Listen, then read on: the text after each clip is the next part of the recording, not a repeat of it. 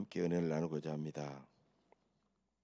가끔 우리는 중년의 위기 이런 말을 자주 듣습니다. 대략 30대 중후반부터 시작되는 중년에는 많은 감정과 많은 생각의 부침을 겪습니다. 노래간만큼 이루어지지 않으면 자존감이 흔들리죠. 애써 기른 자녀들도 자기 뜻대로 자라주지 않으면 자존감이 흔들립니다. 또 갱년기를 맞이한 여성들도 몸의 급격한 변화와 함께 삶의 허무함을 느끼면서 자존감이 크게 흔들립니다. 노년기를 보내시는 부모님들 세대도 젊었을 때는 자녀들을 기르면서 상당히 자존감이 높았지만 자녀들이 점점 자기 곁을 떠나고 때로는 나 몰라라 하면 자존감이 크게 흔들리죠. 또 젊을 때는 총명하던 사람이 기억력이 자주 깜빡깜빡거리면 혹시 내가 건망증이 심하고 또 치매 증세가 아닐까, 그런 불안감에 자존감이 흔들리게 되죠. 이렇게 자존감이 흔들릴 때 우리는 어떻게 해야 되겠습니까? 오늘 시편 71편의 시인은 자존감이 크게 흔들리는 인생의 위기를 경험하면서 자기의 속마음을 하나님 앞에 솔직하게 다 털어놓고 있습니다. 오늘 본문에 나오는 수치, 욕, 수욕, 무한 이런 말들이 나오는데 바로 이것은 시인이 현재 겪고 있는 마음의 상태, 심령의 상태를 잘 보여주고 있죠. 1절입니다. 여호와여, 내가 주께 피하오니 내가 영원히 수치를 당하게 하지 마소서. 또 7절에도 보면은 나는 무리에게 이상한 징조같이 되었사오니 이렇게 말하고 있어요. 또 사람들에게 계속해서 수치를 당하고 또 사람들이 자기를 이상한 징조, 이상한 사람처럼 바라본다라고 그렇게 말하고 있습니다. 그래서 2절에서 이 시인은 주의 의로 나를 건지시며 나를 풀어주시며 주의 귀를 내게 기울이사 나를 구원하소서, 이렇게 기도합니다. 이렇게 기도한 다음에 후반부에 들어가면 그 분위기는 완전히 달라지죠. 14절에 이런 내용이 나옵니다. 나는 항상 소망을 품고 주를 더욱더욱 찬송하리이다.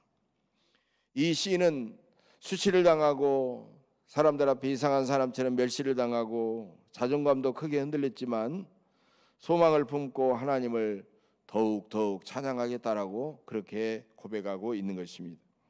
어떻게 해서 그렇게 할 수 있었을까요? 첫째로 자존감이 흔들릴 때는 하나님의 보호하심에 늘 초점을 맞추고 살아야 됩니다. 자존감이 흔들릴 때는 내 변화나 주변 환경의 변화를 바라보는 것이 아니라 그 초점이 변하여 하나님께 보호하심을 받고 있다라는 그런 사실에다 우리가 늘 초점을 맞춰야 되는 것입니다. 오늘 본문에서도 하나님은 이 시인에게 가장 먼저 자기의 지나온 발자취를 돌아보게 하셨습니다. 5절에서 6절이죠. 주 여호와여, 주는 나의 소망이시요 내가 어릴 때부터 신뢰할 이시라. 내가 모태에서부터 주를 의지하여 싸우며 나의 어머니의 배에서부터 주께서 나를 택하셨사오니 나는 항상 주를 찬송하리이다. 이 시인은 현재 자기가 어렵고 자존감이 흔들리고 있지만은 그러나 나는 의미 없는 그런 사람이 아니라 하나님의 계획 속에 태어났고 지금 내가 존재하고 있다라고 확신하게 되자 그의 자존감은 더 이상 흔들리지 않게 되었던 것입니다. 7절에 보면 나는 무리에게 이상한 징조같이 되었사오나 주는 나의 견고한 피난처라고 그렇게 고백하고 있습니다. 이 시인이 이 세상 사람들의 기준으로는 이상하게 보이겠지만 하나님만 자기를 판단하신다 하고 계신다라는 것을 믿고 있는 것입니다. 여러분들께서도 세상 사람들이 나를 판단하는 말, 이런 말 저런 말, 이런 평가, 이런 판단이 많이 들려올지라도 우리는 그것을 인정하거나 받아들여서는 안 됩니다. 우리는 거룩하신 하나님의 자녀요, 하나님의 일꾼이며 우리에게 영원한 생명과 하늘의 상급과 영광이 준비되어 있다는 사실에 우리는 초점을 맞춰야 됩니다. 평생을 아프리카 선교사로 40년 이상을 헌신해온 노년의 선교사 부부가 그 모든 선교 사역을 아름답게 잘 마치고 배를 타고 고국으로 돌아오고 있었습니다. 그 큰 여객선에는 여러 나라를 방문했던 자기 나라의 대통령도 함께 그 배에 타고 있었습니다. 배가 항구에 도착하자 붉은색 카페트가 그 배로부터 쫙 깔리고, 그 다음에 대통령이 내리자 대통령의 귀국을 환영하는 사람들이 손에 국기를 들고 열렬하게 박수소리와 환호성을 질러내면서 대통령의 귀국을 환영을 했습니다. 그 광경을 바라보던 그 남편 선교사의 마음속에는 은근하게 이런 원망이 생겼습니다. 대통령은 잠깐 여러 나라를 국빈 순방하고 돌아오는데도 사람들은 저렇게 열렬히 환영하는데, 우리는 평생 동안을 하나님을 위해서 복음을 전했어도 우리를 환영하는 사람은 하나도 없구나. 그때 그 선교사는 하늘에서 울려오는 천둥 같은 주님의 음성을 들었습니다. 사랑하는 종아, 너는 아직도 천국 본향으로 돌아오지 않았노라. 너는 아직도 최고의 것을 받지 않았노라. 사랑하는 여러분, 세상의 기준으로 자기의 삶을 판단하면 초라하게 보이고 우리의 자존감은 크게 흔들릴 수 있다는 것입니다. 사도 바울이 생명의 복음을 전파하기 위해서 유럽을 미친 듯이 돌아다니면서 복음을 전할 때 사도 바울을 알았던 가족들과 가까운 지인들은 아마도 사도 바울을 이상한 사람으로 보았을 것입니다. 바울은 어릴 때부터 천재였고 항상 1등만 했는데 어쩌다가 저 사람이 저렇게 변했을까? 어쩌다가 사람이 저렇게도 초라하게 달라졌을까? 아마도 세상의 기준으로 사도 바울을 그렇게 평가했을 것입니다.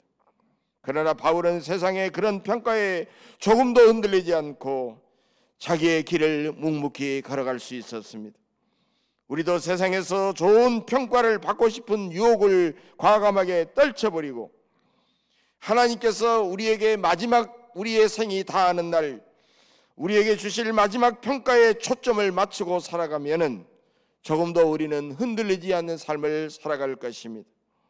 하나님의 보호하심에 초점을 맞추면 우리의 자존감이 흔들리지 않는 또 다른 이유는 우리의 삶이라고 하는 것은 속도보다는 우리의 나아갈 방향이 더 중요하기 때문입니다. 우리는 다른 사람보다 더 빨리 승진하고 다른 사람보다 더 빨리 부자 되고 다른 사람보다 더 빨리 유명해지고 더 빨리 성공하고 싶은 강박감과 조급감을 가지고 우리는 살아갑니다. 그러면 빨리 그것을 해내지 못했다는 이유 때문에 자기를 비하하고 자기를 초라하게 여기며 자존감이 심하게 흔들릴 때가 있습니다. 그것은 삶의 방향보다는 속도에 집착하기 때문이죠. 삶의 속도는 사람의 고난이 그러나 결코 아닙니다. 전도서 성경 전도서 9장 11절에서 이것을 말씀하고 있죠. 빠른 경주자들이라고 선착하는 것이 아니며 용사들이라고 전쟁에 승리하는 것이 아니며 지혜자들이라고 음식물을 얻는 것도 아니며 명철자들이라고 재물을 얻는 것도 아니며 지식인들이라고 은총을 입는 것이 아니니 이는 시기와 기회는 모두 그들에게 임함이니라. 여러분, 이것이 무슨 뜻일까요? 전도자는 인생의 모든 일의 시기와 기회는 주어지겠지만 그것이 온전하게 이루어질 기회는 하나님께 속한 문제라는 것입니다.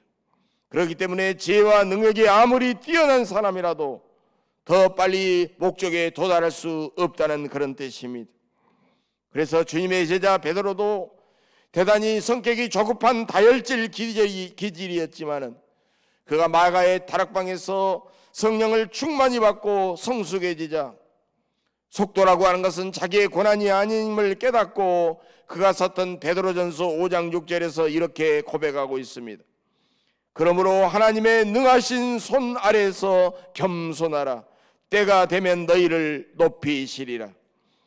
주님께서 보시기에 올바른 방향으로 가고 있다면 하나님께서 선하게 여기시는 그때 그 모든 것은 이루어질 것입니다. 그러나 방향이 잘못되면 빨리 가면 갈수록 그 자기가 가야 될 목적지에서 멀어질 수밖에 없는 것입니다. 하나님께서 나를 보호하신다는 확신을 품고 결코 속도에 신경 쓰지 말고 하나님께서 원하시는 방향으로 묵묵히 나아가시기를 간절히 바랍니다. 목회와 교회 부흥 성장도, 자녀 양육도, 개인 사업도, 장사도 속도보다는 방향이 훨씬 더 중요합니다. 하나님은 방향을 우리가 나아가면서 방향을 자주 살피기를 원하시지만은 마귀는 수단 방법 가리지 않고 더 빨리 가라고 우리를 끊임없이 유혹합니다. 그래서 빨리 부유해지고 빨리 성공하고 빨리 소원을 이루었지만 잘못된 방향으로 갔기 때문에 그의 인생은 헛되고 불행해지는 사람이 너무나도 많이 있는 것입니다. 삶의 방향이 속도보다도 훨씬 더 중요합니다. 서로 빨리 가려고 수단 방법 가리지 않는 이 혼란스러운 이 세상에서 우리는 비록 그렇기 때문에 자존감이 흔들릴지라도 주님을만 바라보고 여유롭고 당당하게 살아가시기를 주의 이름으로 간절히 축원합니다. 두 번째로, 자존감이 흔들릴 때는 자기의 연약함에 초점을 맞추지 말고 전능하신 하나님의 능력에 초점을 맞추며 살아야 합니다. 오래전에 미국의 뉴욕시의 브롱스에서 살고 있었던 78세 된 한스 케이브라라는 할아버지와 그의 아내였던 76세였던 엠마라는 할머니가 살고 있었는데 어느 날 갑자기 함께 동반 자살을 하게 되었습니다.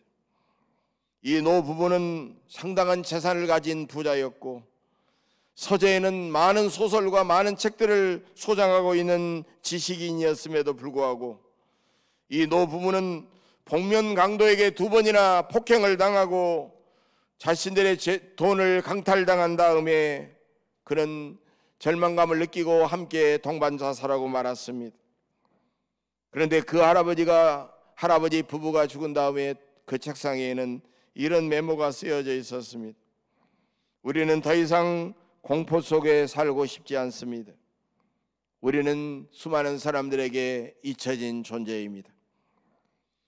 오늘 본문 시편 11절 12절을 보면 이 시인도 그 노부부처럼 잊혀진 사람들이라는 두려움에 공포에 사로잡힌 것 같습니다.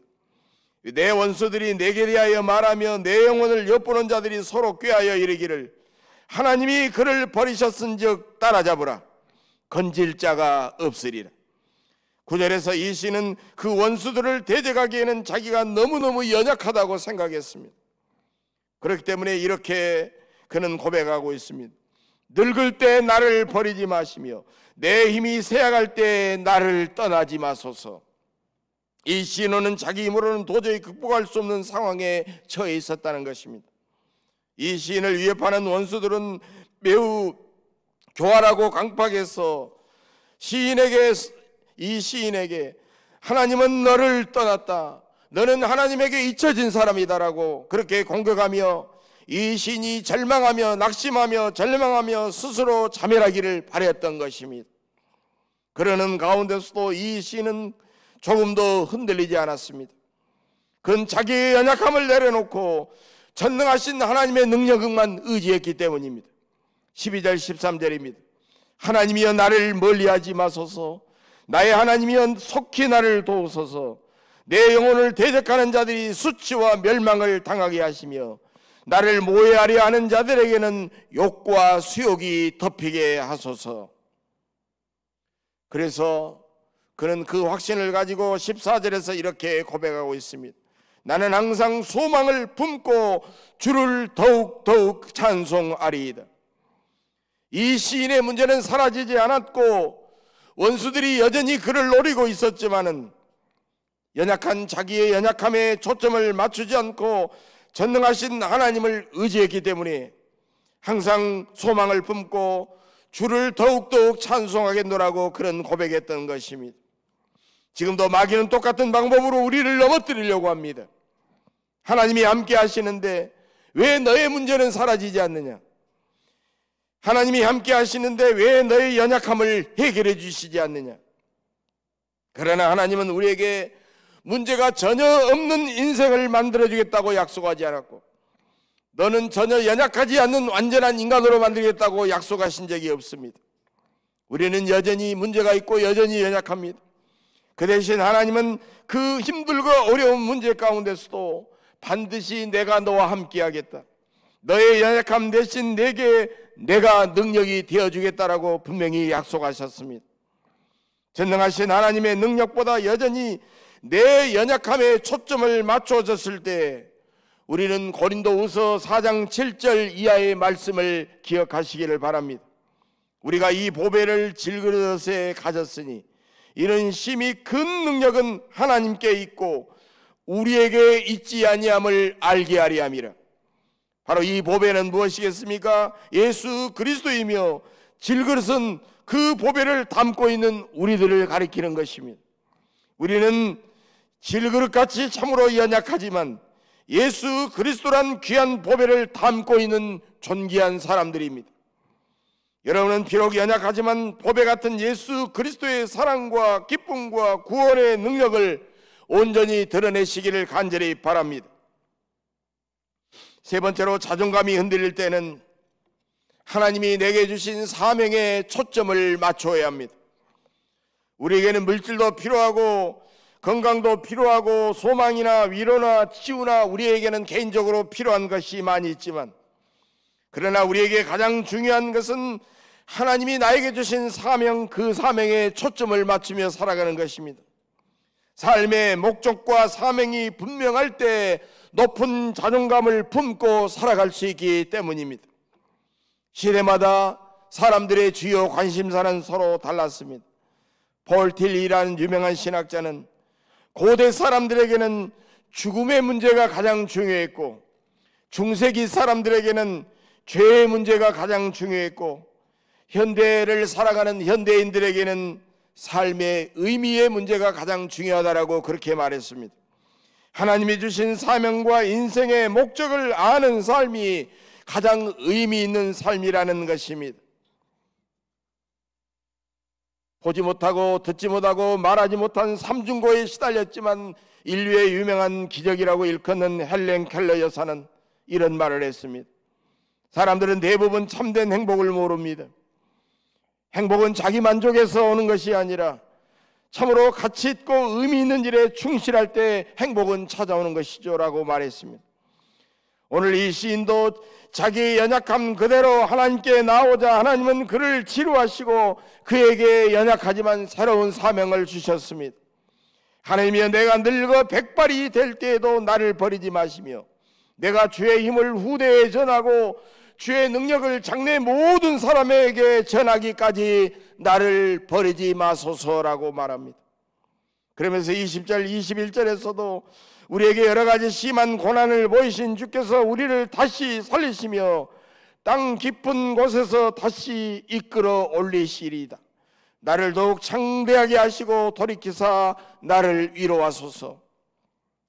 이 시는 자기의 사명과 인생의 목적이 변하면 하나님도 자기의 고난도 자기의 노쇠함도 귀하게 쓰신다고 고백하고 있는 것입니다. 어떤 목사님 사모님으로부터 이런 간증을 들은 적이 있습니다.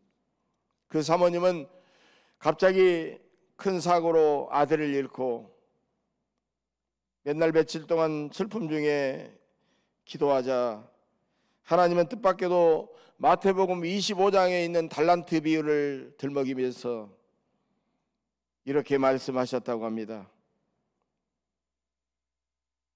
고난도 내가 너에게 주는 달란트라면 너는 그 고난의 달란트를 그냥 땅속에만 묻어두고 있겠느냐? 아니면 그 고난을 가지고 고난당한 사람들을 위로하고 하나님의 영광을 위해 그 고난을 쓰겠느냐? 네가 선택하라. 그 사모님은 아들을 갑자기 잃은 자기의 고난까지도 다른 사람을 사랑하고 위로하고 구원하는 도구로 쓰시는 그 하나님의 뜻을 깨닫고 감사하면서 몇 날 며칠을 울었다는 것입니다. 그리고 그는 그 아픔과 고난을 들고 수많은 사람들을 위로하고 사랑하고 복음을 전파해서 그 순간 하나님으로부터 오는 신비한 위로와 기쁨과 아들을 잃어버린 상처까지도 치유되는 놀라운 은혜를 경험했노라고 그는 간증을 했습니다. 우리가 아무리 어렵고 힘든 환경에 처해도 하나님의 사랑받는 자녀라는 정체성은 변하지 않습니다. 이것 때문에 우리의 자존감은 절대로 흔들릴 수가 없다는 것입니다.